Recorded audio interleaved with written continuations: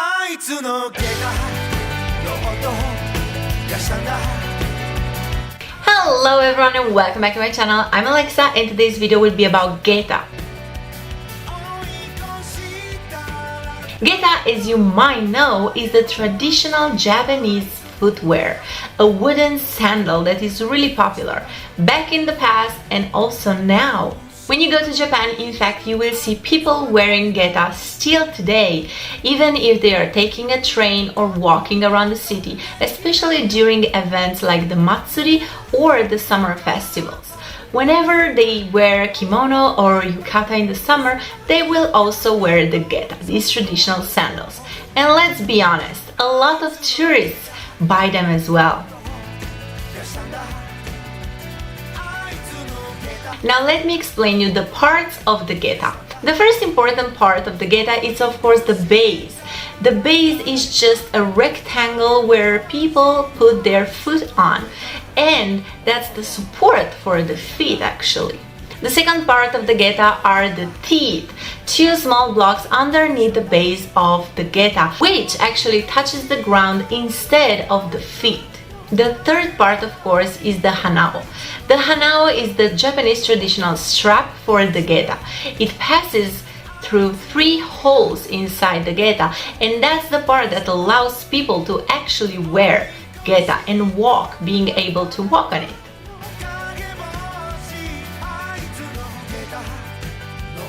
Now let me tell you something interesting about the origin of Geta. Of course, Geta is the name for the Japanese traditional wooden sandals, but there are similar ones in China called muji, or however it is pronounced. They might look alike, but the Geta and the muji are very different. Now let's go back in time. The earliest pair of Geta found, or well, we will call it Geta but it's not their name, were found in China, were excavated in China, and they were dated around the 34th century BC. The structure of that Geta, that sort of pair of Geta, was really different, and also the holes were 6 of them, not 3 as we are used to see now. These sort of shoes were actually common also during the Han Dynasty, and it is believed that they were exported later on to Japan. But now let's move back to Japan. The first prototype of Geta was found and was dated around the Yayoi period, and this matches perfectly the theory of the exportation from China to Japan of this footwear. During that period, during the Yayoi period, it was common to have mixed influences and immigrants that mixed up from China, Korea, and Japan, and all around Asia. So this theory might be the real one. Japanese at that time used this sort of Geta to step onto the rice fields. They will use it as support for their feet to prevent the feet to get dirty and step in the paddy rice fields. Of course, stepping on the base alone wouldn't allow the feet to move, and of course it won't be a useful tool. People will not be able to move their feet, and that will not end up really well. So what they did, according to some theories, was to insert the straps into the holes, passing them around and then lifting their legs, their feet, to move around instead of walking with them. But of course, the Geta since then evolved a lot. So let's see some changes around the years and the periods. The beginning of the Geta as a footwear and not a tool anymore started with the Kofun period. At that time, these clogs were bigger than a person's feet, and that was to prevent the feet to get dirty and be able to walk on the streets. This fashion, of course, evolved more during the Nara period. During Nara period, those clogs used by people to walk was restricted to aristocrats only. They were the only one to be able to use these clogs to walk around the cities in order to prevent the hem of the cloths to get dirty. Well, not only aristocrats, also priests were using them for this purpose. But commoners and samurai were using ashida at that time, which was the version prior to the Geta. Of course, Geta continued to be used by aristocrats and priests until Edo period, when this fashion evolved even more. Unlike modern times when you actually wear Geta just for fashion, during the Edo period it was used a lot to prevent the feet to get dirty more and more on the streets, because of course they didn't have roads like today. However, from mid-Edo period, people started to having two distinguished geta. One geta for the sunny days and one for the rainy days. That one was a bit taller than the normal one, so the water wouldn't wet their feet or the cloths. Meiji era was the geta mass production period. This footwear was produced by local craftsmen using familiar materials and selling it to commoners as well. At this time, the geta started to change in its purpose. It was not used only to prevent the dirt and to walk comfortably around the street, but to become taller as well. Because of the teeth, so the height of the geta, also a person's height changed. So they were convenient for short guys and girls. Another example of the use of these high geta of the time during the Meiji period was that oiran, these high-class prostitutes of that time, used to wear really heavy kimonos with many layers and heavy hair ornaments. Tall geta was needed. It was necessary for them to balance. In fact, they still wear it even today. We can clearly understand that Meiji era was the turning point for the geta and its purpose. Also because during the Meiji era, the government made a ban. Yes, walking barefoot on the streets was banned by law. People were not allowed anymore to walk barefoot. However, they needed to wear something when walking on the streets, in the fields, in the countryside, everywhere. So geta was perfect and affordable at the time.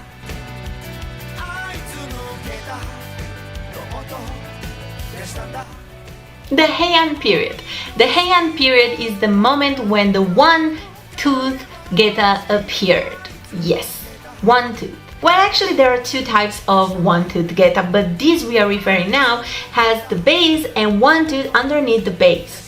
These apparently will give strength and balance to the body, which improved someone's health. This one-tooth geta was really popular among men and monks, Buddhist monks. Now the second type of geta that appeared in Japan was the Tengu geta. Tengu geta. Yes. The Tengu geta was a specific geta used only for the climbing of mountains. When someone wanted to climb a mountain, they will use this Tengu geta.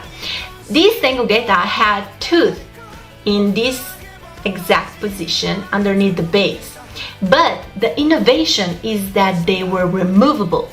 Someone who was climbing up a mountain or wanted to start doing that will remove the first tooth, the frontal tooth.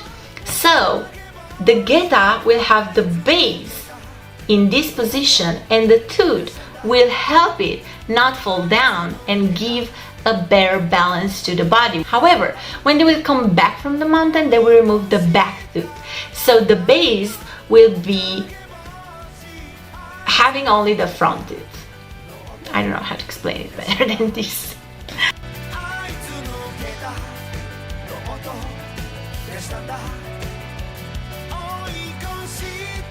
This will help the person to walk with a better balance and to not fall down from the mountain while they are walking on a geta. However, this was inspired as well by a Chinese poet, a Chinese writer. This Chinese poet, living back in the Tang Dynasty, wrote a poem about Xie Lingyun's clog. This amazing clog that had the tooth removable and that was able to give to its owner the ability of walking without falling down or getting too tired. Instead, these clothes were helping him climbing faster and safer. So during the Heian period, the Japanese once again copied this idea. And it was a revolution for the Geta at that time. Still today, Geta is made from one single wood piece and is left with natural finish or lacquered for a more polished look. However, Japanese, even in 2022, they want to use the traditional way, so they want their Geta to be handmade. The top 3 producers in Japan of Geta are Shizuoka, Hiroshima, and Oita. And if you think about it, Fukushima, which is in Hiroshima, makes more than 60% of the national sold Geta. Incredible.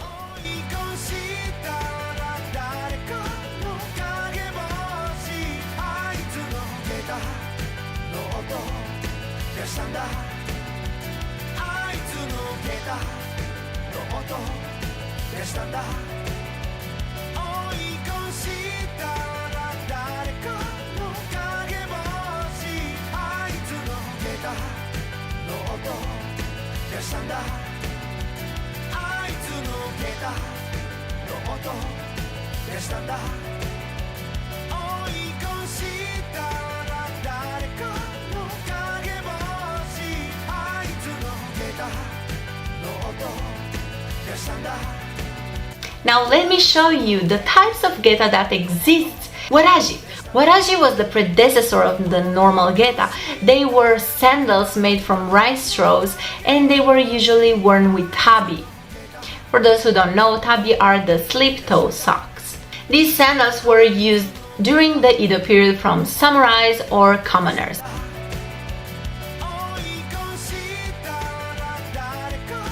Hiyori Geta. Hiyori Geta was the common for men Geta with a rectangular shape, and they were used usually during the sunny days, during the dry weather days. And the tabi was optional. Ashida. Ashida was the Japanese wooden clogs used from the late Heian period to the Edo period. However, they were also worn by students from the old education system high school students. So, pretty common. Hokkuri Geta. Lacquered tall clogs. They were really tall and they were worn by high-class prostitutes. These clogs were really tall and sometimes there was a bell on the base so they will make a sound while walking and people will listen to that sound and understand that the oiran or the maiko, the geisha, were coming on that street.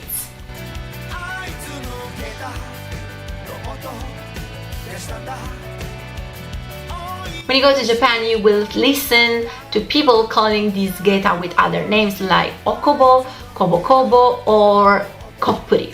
So, don't worry, they are all the same. Kiri Geta.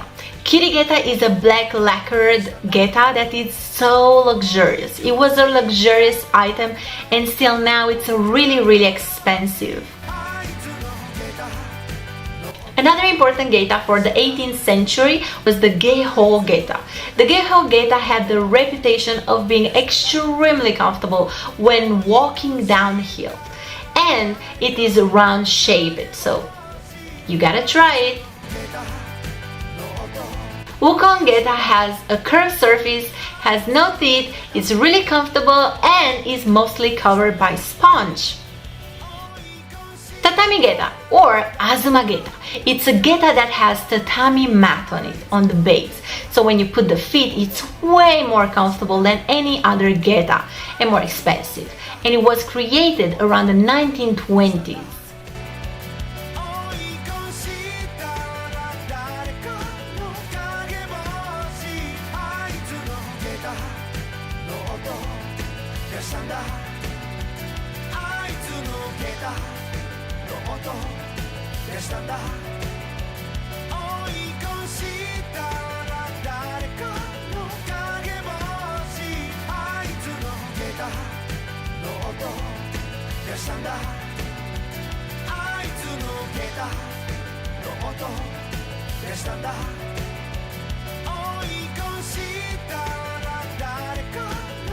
Now remember that at the beginning of the video I told you about the prototype of Geta that people used as a tool in the fields? Well, it's called Ta Geta. Geta was the prototype, the first prototype of Geta that was found in the Yayoi period.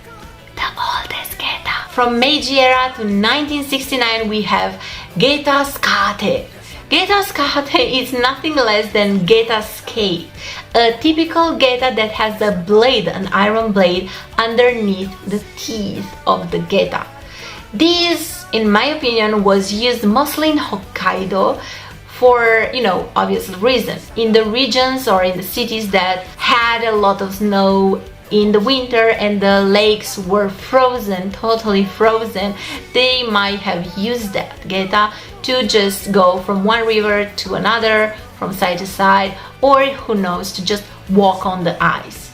Even if it's unthinkable to have someone walking on a Geta in winter, but not me.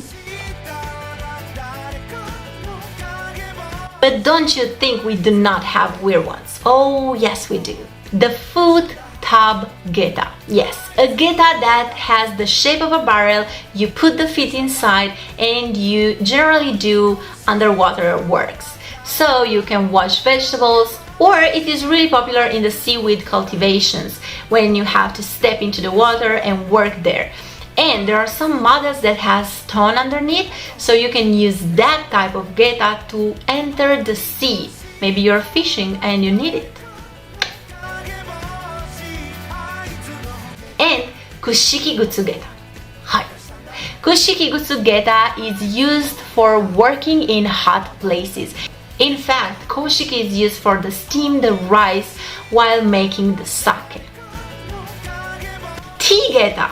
Tea Geta is used to chop the leaves in really fine parts, and in fact it has 3 teeth of a sharp oak to better chop the leaves. Every Geta with its job.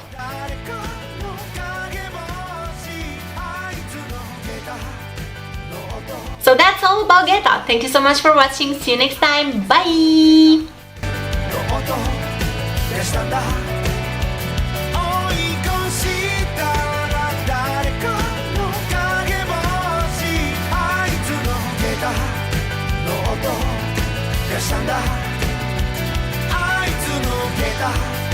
の音でしたんだ